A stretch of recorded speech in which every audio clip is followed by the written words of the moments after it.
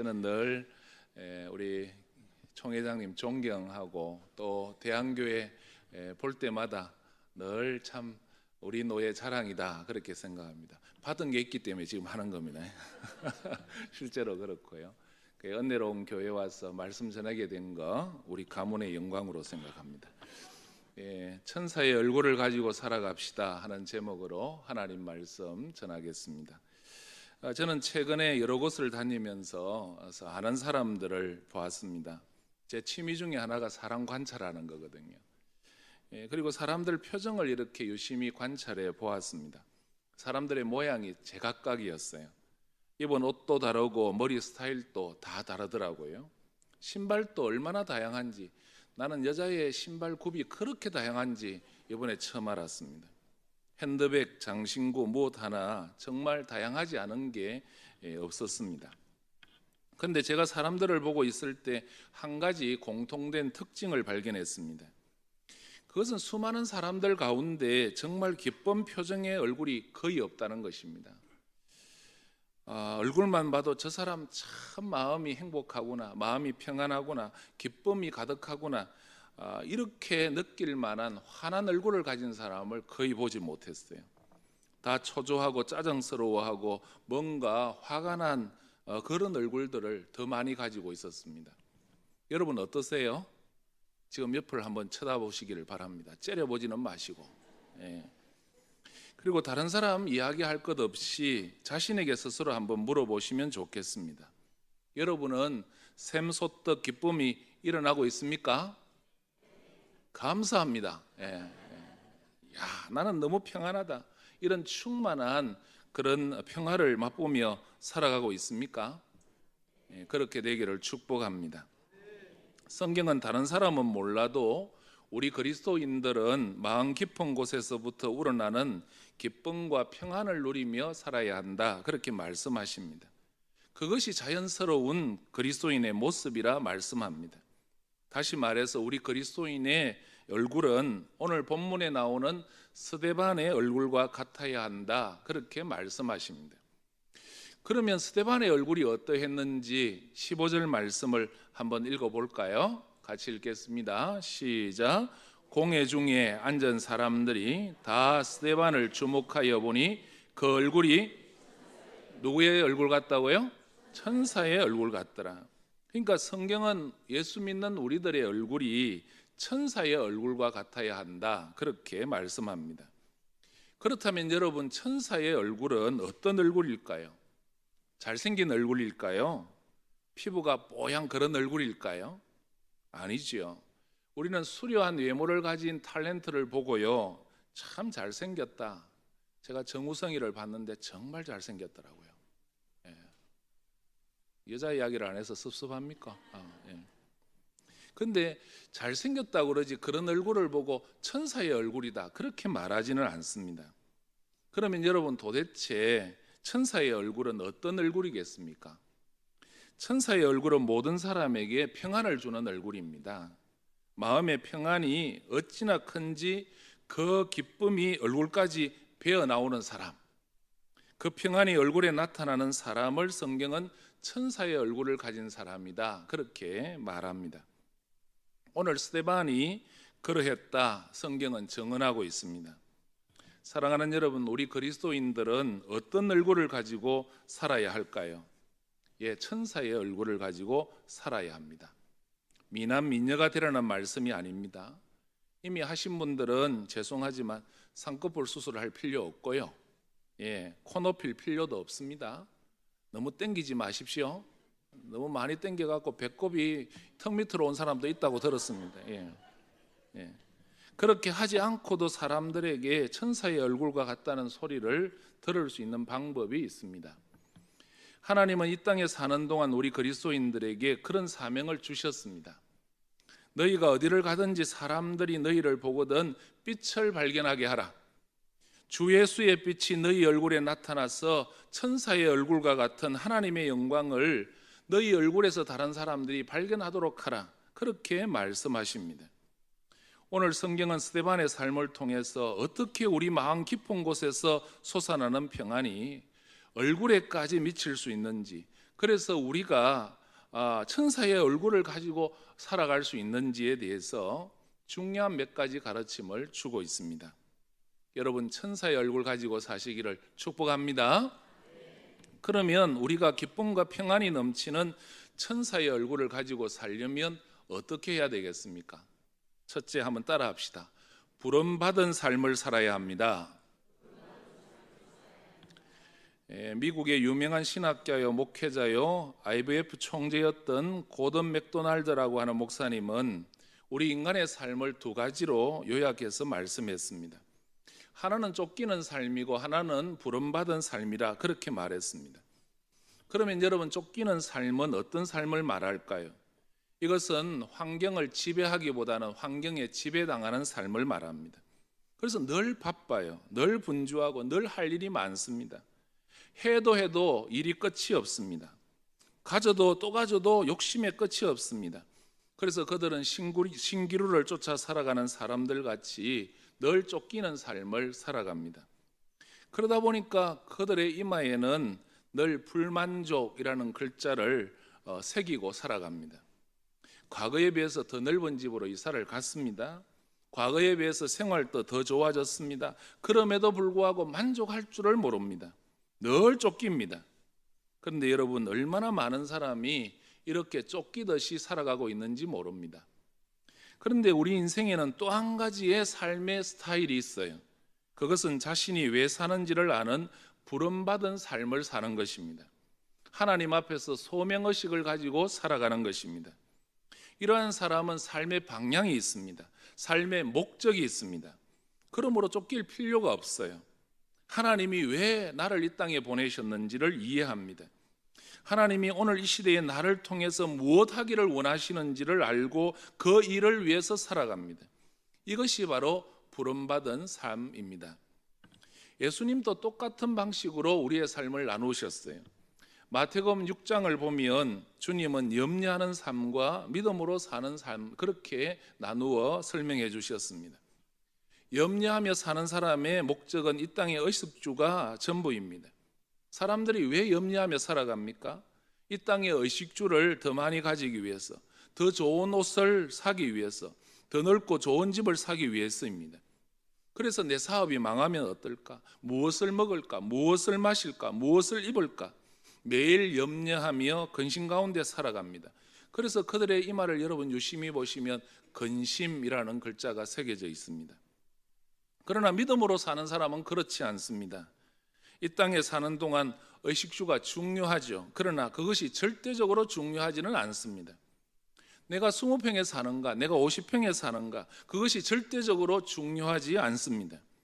그것보다는 내가 지금 하나님 나라와 의를 위하여 살고 있는가, 하나님께서 나를 이 땅에 보내신 목적을 위해서 살아가고 있는가, 여기에 정신을 집중해서 살아갑니다.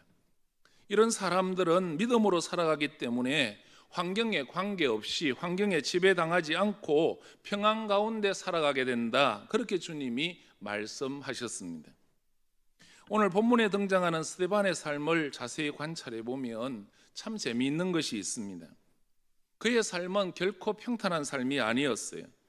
여러분은 스데반이 교회에서 무슨 일을 맡았는지 잘 아실 겁니다. 초대교회 예루살렘 교회에 분쟁이 생겼습니다. 남자들의 분쟁이 아니고 여자들, 특히 혼자 사는 과부들의 분쟁이었습니다. 여러분 한번 생각해 보십시오. 여전도회에서 분쟁이 일어났다. 저는 절대로 끼지 않습니다. 아는 척도 하지 않습니다. 왜냐하면 저는 그것을 조정할 능력이 없어요. 제가요 제법 살았는데 여자분들의 그 오묘하고 미묘하고 신비한 그 심경의 변화를 읽어낼 수가 없어요. 그런 능력이 저에게는 없습니다. 초대교회에 이미 많은 당파가 생기고 문제가 일어났습니다. 그 일을 해결하기 위해서 스데반이 뛰어들었으니까 그가 당하는 고통이 보통이 아니었을 겁니다. 거기다 돈 문제가 걸려 있습니다. 그는 아마도 수많은 오해와 비난을 받았을 겁니다. 그뿐만 아니라 주님께서 맡기신 소명의식을 따라 복음을 전했습니다. 그러자 바리새인과 서기관들은 이것을 좋아하지 않았어요. 그래서 그들은 하지 않은 말, 또 하지 않은 일로 가지고 스데반을 모함하기 시작합니다. 본문에 보니까 공회에다가 스데반을 불러놓고 욕을 하기 시작합니다. 결국 그의 마지막은 어땠습니까? 예, 돌에 맞아 죽었습니다. 순교당했습니다. 여러분, 이것을 남의 이야기처럼 그렇게 읽지 마시고 여러분이 그 현장에 있었다고 생각하고 한번 읽어보세요. 수많은 사람들이 이를 갈고 씩씩거리며 돌을 몇 개씩 집어들었습니다. 한 사람이 소리 지르면서 죽여! 그리고 돌을 던지자 수많은 사람이 돌을 던집니다. 그의 머리가 깨지고 눈이 터집니다. 그런데 그 험악한 공회의 현장, 수많은 사람들이 스데반을 모함하고 재판하는 자리에 있었던 그를 두고 오늘 성경이 이렇게 이야기합니다. 15절을 다시 보십시오. 다 스데반을 주목하여 보았더니 그 얼굴이 누구 얼굴 같았다고요? 천사의 얼굴 같더라. 사랑하는 여러분, 그렇다면 과연 무엇이 스데반의 얼굴을 천사의 얼굴로 만들었을까요? 스데반이 환경이 좋았습니까? 그에게 고통과 고난이 없었습니까? 아니요. 그렇다면 과연 무엇이 그를 이렇게 평안하게 만들었을까요? 예, 하나님의 부르심을 따라 사는 삶입니다. 소명입니다. 내가 비록 이 땅에서는 고통과 모함을 받아도 비난받고 돌을 맞아도 나를 통하여 지금 하나님의 일이 이루어지고 있다는 그 의식이 스데반의 얼굴을 천사의 얼굴로 만든 것입니다. 여러분, 이것을 믿습니까? 그렇습니다. 우리도 힘든 일을 앞두고 있을 때 괴로워요. 그러나 내가 그 일을 다 마치고 성취해냈을 때 얼마나 기쁩니까? 저도 그렇습니다. 아까 전에 남의 일이라고 별로 관심이 없대요. 제가 언제 제일 괴로운지 아세요? 뭐 알 필요도 없죠. 여러분 교회 목사도 아닌데 토요일이 제일 괴롭습니다. 토요일 저녁 밤이 정말 괴롭습니다. 잠이 안 와요. 일찍 푹 자고 좋은 컨디션으로 주일날 가서 예배인다고 설교해야 되는데 부담감 때문에 잠이 안 옵니다. 그럴 때가 너무 많아요. 그런데 이렇게 잠을 못 자다가도 저에게 기쁜 시간이 돌아옵니다. 언제인지 아십니까? 오늘 저녁입니다. 예. 오늘 공동회에 잘 마치고 집에 가면 너무 기쁩니다. 예. 예배인도 설교 뭐 해놓을 거 다 하고 주일 저녁에 가면요 너무 마음이 평해요. 몸은 천근만근인데 마음은 너무너무 편하다 말입니다. 우리의 일상생활도 이 정도인데 하나님께서 나에게 주신 사명과 거룩한 소명을 다 이루고 살아갈 때 그 기쁨이 어떠하겠습니까? 그 기쁨과 평안은 환경이 막을 수가 없어요. 고통이 막을 수가 없습니다. 그래서 오늘 본문의 스데반의 얼굴은 천사의 얼굴같이 빛난 것입니다. 사랑하는 여러분, 천사의 얼굴 가지고 살기를 원하십니까? 그렇다면 이 땅에 신기루 같은 의식주, 마시면 다시 목마를 그 헛된 물을 쫓아 살아가지 마시기를 권면합니다. 대신에 영원한 생명수, 하나님이 주신 사명, 한 번 마시면 우리 배에서 강같이 샘솟듯 솟아나오는 다시 목마르지 않는 그 넉넉한 하나님의 사명을 위하여 살아가시기를 축복합니다. 우리가 주님 나라와 주의 의를 구하며 소명 따라 살아갈 때, 쫓기는 삶이 아니라 부름받은 삶을 살아갈 때 우리의 마음에 기쁨과 평안이 회복될 줄로 믿습니다. 여러분의 얼굴이 천사의 얼굴 같을 줄로 믿습니다. 그런 얼굴로 살아가시기를 주의 이름으로 축복합니다. 그러면 여러분, 우리가 기쁨과 평안이 넘치는 천사의 얼굴을 가지고 살아가려면 어떻게 해야 되겠습니까? 두 번째, 따라합시다. 성령 충만한 삶을 살아야 합니다. 이 교회 생활 가운데 성령 충만에 대해서만큼 오해가 많은 게 없는 것 같아요. 저도 이제 고등학교 다닐 때 우리 목사님이 자주 그랬어요. 성령 충만을 받아야 돼. 그러면서 불 받아야 돼. 근데 내가 속으로 그랬습니다. 주님, 성령을 주시긴 주시는데요, 충만하게 주지 말아 주시옵소서. 조금만 주시옵소서. 그렇게 나는 목사님 그래 해도 속으로 그렇게 기도했습니다. 왜 그러냐? 제가 우리 교회 안에 성령 충만하다고 하는 사람을 자세히 보니까 다 이상하더라고요. 비정상이야. 목소리부터 달라져. 이래 말하면 됐겠는데 미십니까? 이러더라고 다 이렇게. 그리고 역전에 가서는 예수 천당 지옥이라고, 아이고 내가 참 전도도 요란하게 한다 싶더라고요. 식당에 가면요, 열댓 명 모여가지고 성령 충만한 사람은 식사 기도도 희한하게 해요. 하나님 아버지 이렇게 한다고요. 그래 놓고 처먹기는 얼마나 많이 처먹는지, 내가 성령 충만 받으면 안 되겠구나. 성령 심하게 받으면 저래 되는구나. 성령을 받긴 받아야 하는데 충만하게는 받지 말아야지. 그렇게 결심을 했습니다. 그런데 여러분, 이게 얼마나 큰 문제입니까? 이것은 성령 충만에 대한 큰 오해에서 온 것입니다. 오늘 본문을 보면 재미있는 단어가 계속 나오는데, 읽지 않았지만 3절을 보시면요, 형제들아 너희 가운데 성령과 지혜가 충만하여 칭찬받는 사람 7을 택하라. 우리가 이 일을 그에게 맡기고, 그렇게 말합니다. 여러분, 성령 충만한 사람은 성경이 말합니다, 비정상적인 사람이 아니라는 거예요. 우리가 가까이 가고 싶지 않은 이상한 사람이 아니라는 거예요. 성령 충만한 사람은 지혜로운 사람이라는 거예요. 성령 충만한 사람은 사람들에게 칭찬받는 사람이라는 거예요. 또 10절을 여러분 보세요. 스데반이 지혜와 성령으로 말함을 그들이 능히 당하지 못하여. 이 단어는요, 늘 스데반의 인격을 설명할 때 따라오는 단어입니다. 스데반은 성령 충만했는데 성령만 충만한 게 아니고 뭐도 충만했다고요? 지혜도 충만했다, 그렇게 말합니다. 무슨 이야기인가 하면, 성령 충만하면 비정상적인 이상한 사람이 되는 게 아니라 오히려 성령 충만하면 지혜 충만한 사람이 된다, 그런 말씀입니다. 사랑하는 여러분, 성경이 말하는 성령 충만한 사람은 어떤 사람입니까? 지극히 정상적인 삶을 사는 사람입니다. 하나님 주신 목소리를 이상하게 망가뜨려 가지고 그렇게 말하는 사람이 아니라 정상적으로 이야기하는 사람입니다. 그래서 에베소서 5장 18절에 보면 술 취하지 마라, 이것은 방탕한 것이니 오직 뭘 받으라고요? 성령 충만을 받으라, 그렇게 말한 다음에 성령 충만 받은 사람의 할 일에 대해서 이야기하잖아요. 뭐라고 이야기합니까? 기도원 들어가라고 말합니까? 상식에 벗어난 일을 하라고 말합니까? 아니요. 여기 나오는 계명은 너무너무 단순하고 간단합니다. 아내들아 남편을 존경해라. 남편들아 아내를 사랑해라. 자녀들아 부모를 공경해라.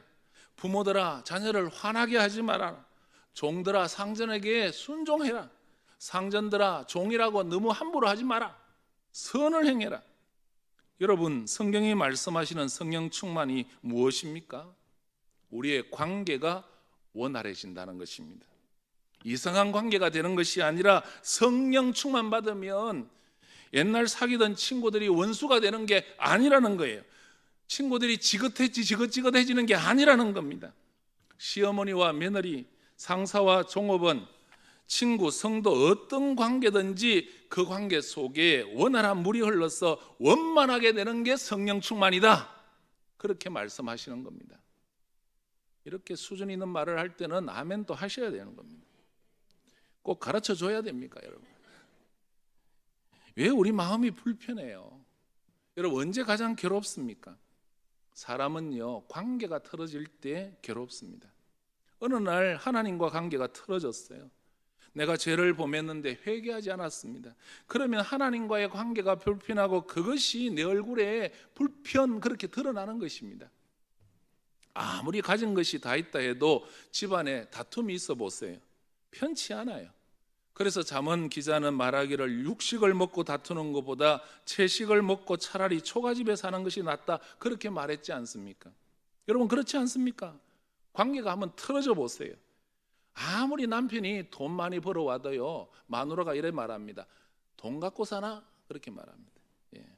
관계가 틀어지면 거기가 바로 지옥입니다.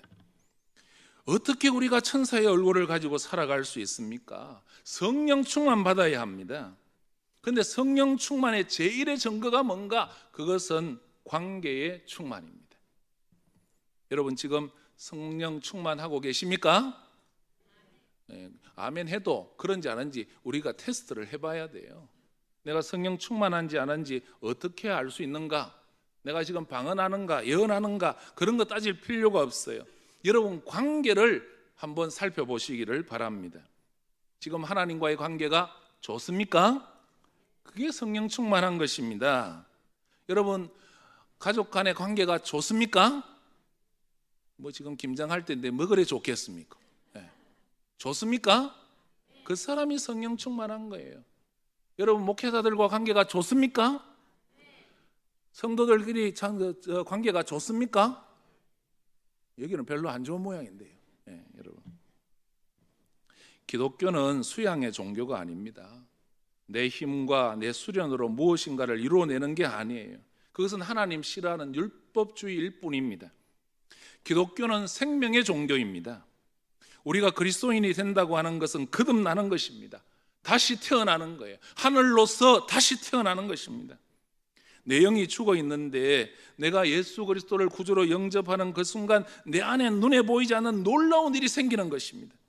그게 뭐냐 하면 성령 하나님이 나에게 찾아오셔서 죄로 말미암아 죽어있던 내 속의 영을 새롭게 살려주는 것, 그게 예수 믿는 것입니다. 잉태, 사랑하는 여러분, 예수님께서 성령으로 잉태되셨잖아요. 여러분, 그게 우연히 된 게 아니에요. 예수님은 남자 없이 그렇게 잉태되셨습니다. 누가 마리아의 몸에 예수님을 잉태케 했습니까? 성령 하나님입니다. 저는 이게 굉장히 귀하게 깨달아지더라고요. 우리 믿는 자도 마찬가지예요. 예수 믿는다는 게 뭔가? 바로 내 안에 하나님의 생명이 잉태되는 것입니다. 여러분, 이게 얼마나 놀랍습니까? 너무나 신기한 것 아닙니까? 예수 믿으면 내 안에 하나님의 생명이 잉태되고 자라고 그 생명으로 살아가게 되는 것입니다. 그러면 여러분, 성령 충만이 무엇입니까? 내 안에 계신 그 생명, 그 인격자, 그 하나님께서 내게 오셔서 내가 그분께 온전히 굴복하게 되는 것, 그것을 성령 충만이라고 말합니다. 이것을 믿습니까? 왜 오늘 우리가 그렇게 불안해해요? 왜 그렇게 인상을 찡그리고 살아요? 그 이유는 우리가 성령님께 순종하지 못하기 때문입니다. 사랑하는 여러분, 우리의 남은 생을 성령께 길들여지기를 축복합니다. 성령님이 우리 생각을 주장하시고, 성령님이 우리 말을 주장하게 하시고, 성령님이 심지어 우리 돈 쓰는 것까지 주장하게 하시고, 성령님이 우리 생활 구석구석을 주장하시도록 한번 해보시길 바랍니다. 놀라운 일이 일어날 것입니다. 놀라운 평화가 임하게 될 것입니다. 우리가 이미 체험해 보았잖아요. 쾌락을 쫓아갑니다. 때로 보지 말라는 것 보기도 하고 하지 말라는 것 하기도 합니다. 그런데 우리가 이 일을 할 때 느끼는 공통점이 있죠. 하지 말라는 거 할 때 재밌어요, 재미없어요? 솔직하게 우리끼리니까 재밌어요, 재미없어요? 죄 짓는 게 재밌습니다. 재미없으면 왜 죄를 짓겠어요? 여러분, 감옥에 있는 사람들 다 물어보세요. 심지어 살인할 때도 쾌감이 있다고 그래요. 그러니까 죄를 짓죠. 근데 그 다음 죄 지을 때 약간의 기쁨 뒤에 몰려오는 후회, 그것을 사람들은 다 체험하는 것입니다. 그러나 여러분, 성령님께 순복해서 한번 살아보십시오.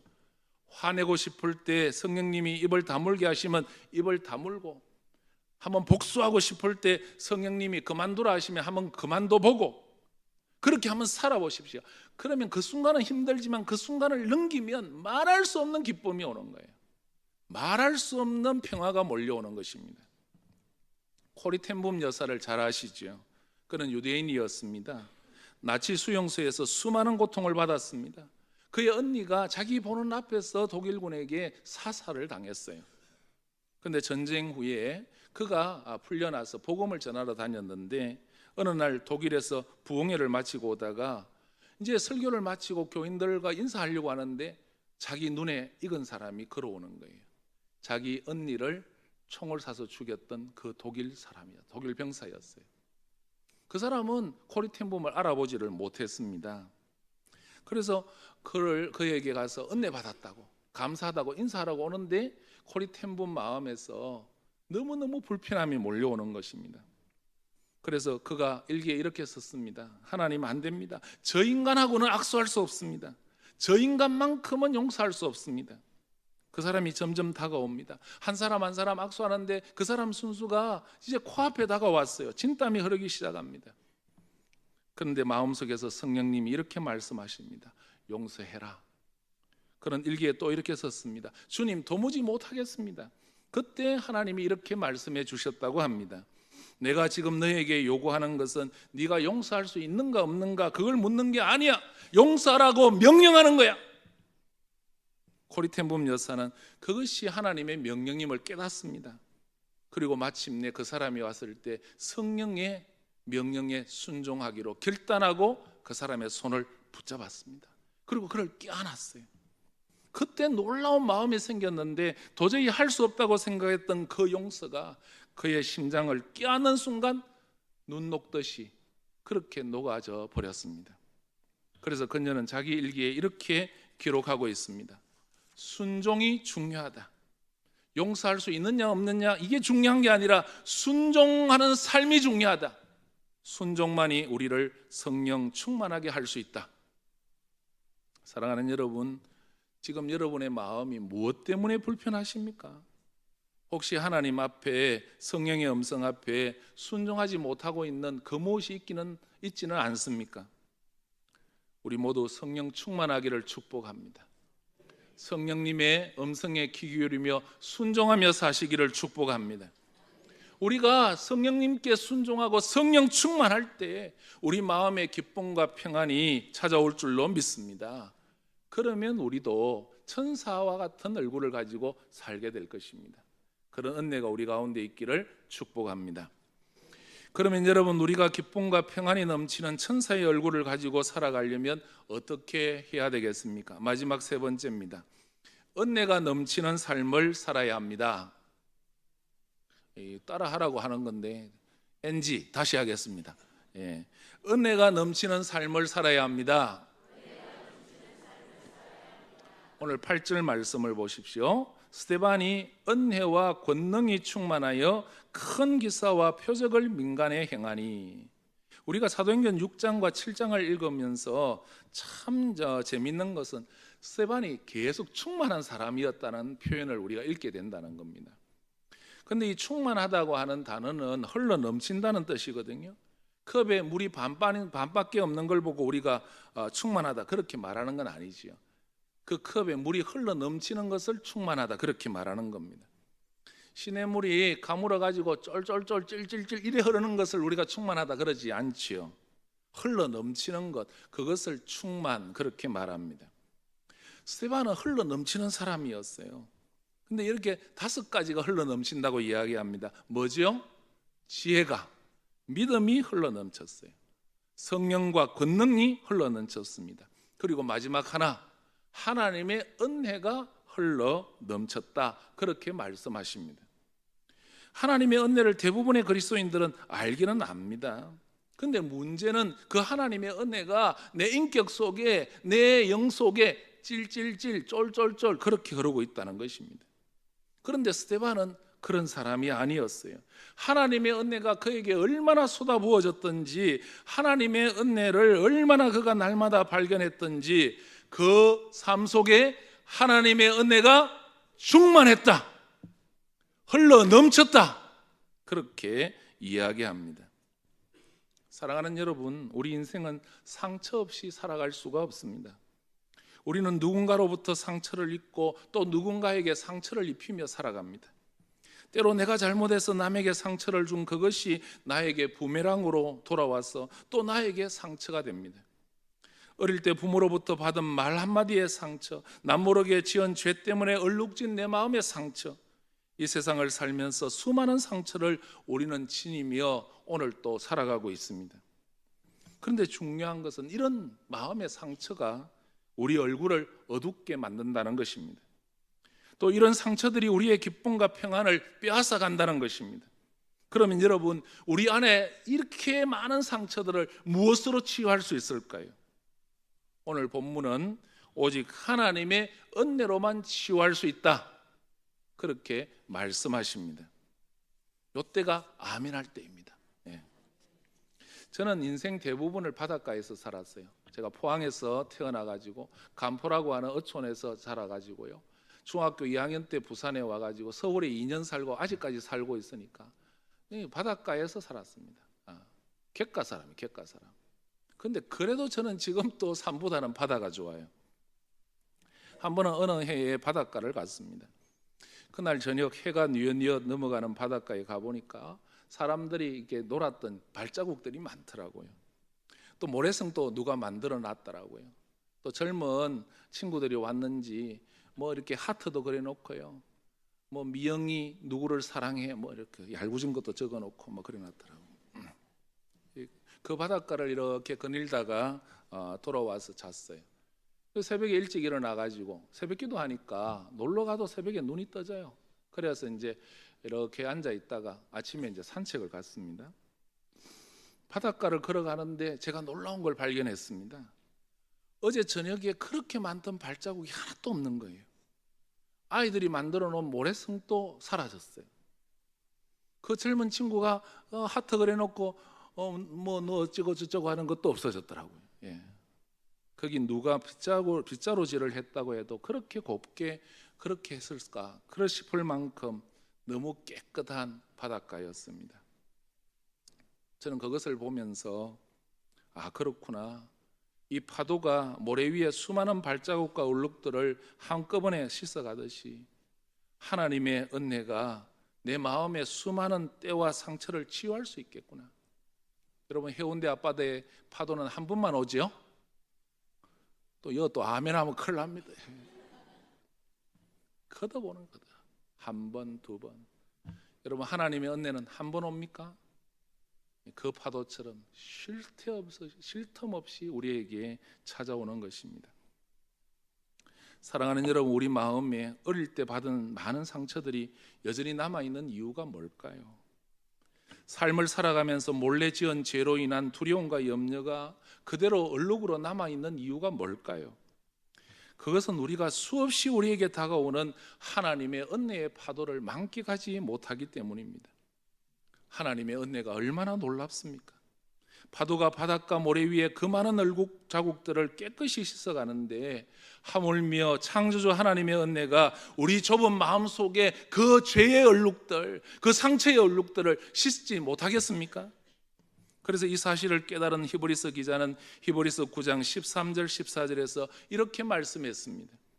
염소와 황소의 피와 및 암송아지의 죄로 부정한 자에게 뿌려 그 육체를 정결하게 하여 거룩하게 하거든 하물며 영원하신 성령으로 말미암아 흠없는 자기를 하나님께 드린 그리스도의 피가 어찌 너희 양심으로 죽은 행실을 깨끗하게 하고 살아계신 하나님을 섬기게 하지 못하겠느냐. 할렐루야. 사랑하는 여러분, 우리가 기쁘게 살지 못하는 이유가 뭘까요? 평안을 갖고 살지 못하는 이유가 뭘까요? 그것은 단 하나, 하나님의 그 크신 은혜를 묵상하지 않기 때문입니다. 깊이 묵상하지 않기 때문입니다. 우리가 하나님의 은혜의 그 물결에 우리 자신을 맡기지 않기 때문입니다. 하나님은 지금도 우리 마음속에 은혜의 파도를 보내고 계십니다. 그 파도를 받으시기를 바랍니다.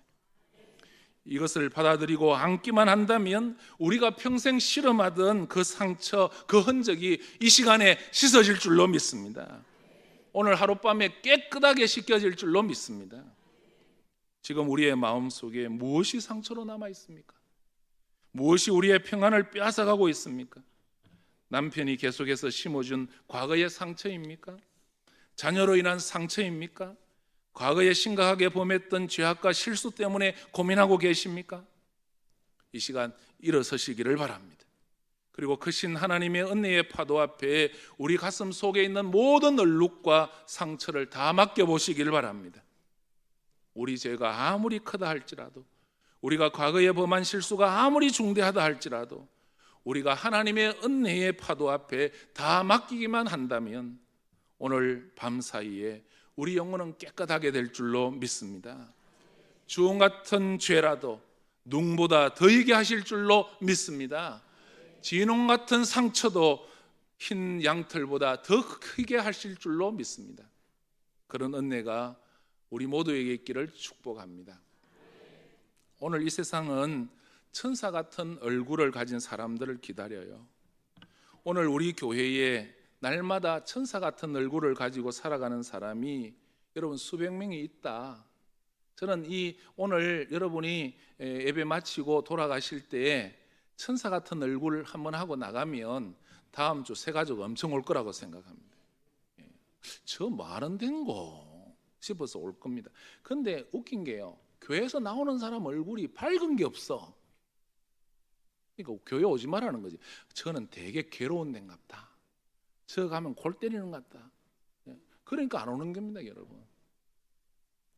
천사의 얼굴 가지고 사시기를 바랍니다. 그래도 인상 쓰는 사람은 할 수 없습니다만, 여러분, 우리 가정에 날마다 천사 같은 얼굴을 가지고 살아가는 가족이 함께 살아간다면 얼마나 행복하겠어요. 고난이 와요. 사업이 흔들립니다. 짜증나는 일이 생깁니다. 몸이 힘들어요. 그러나 천사 같은 얼굴을 가진 사람은 이 모두를 이길 수가 있습니다. 하나님으로부터 부름받은 삶을 살기에, 소명을 따라 살기에, 성령 충만으로 성령의 음성에 순종하며 살기에, 하나님의 은혜에 자기 몸을 맡기며 날마다 새로워지는 그런 놀라운 체험을 하고 살기에 그 얼굴에 주 예수의 빛이 태양보다 더 빛나게 되는 것입니다. 여러분, 얼마나 복됩니까? 얼마나 아름답습니까? 사랑하는 여러분, 우리가 이런 사람 되어보면 어떨까요? 2017년도 벌써 거의 다 지나갔습니다. 이제 얼마 남지 않은 12월, 우리 모두 천사 같은 얼굴로 한번 살아보십시다.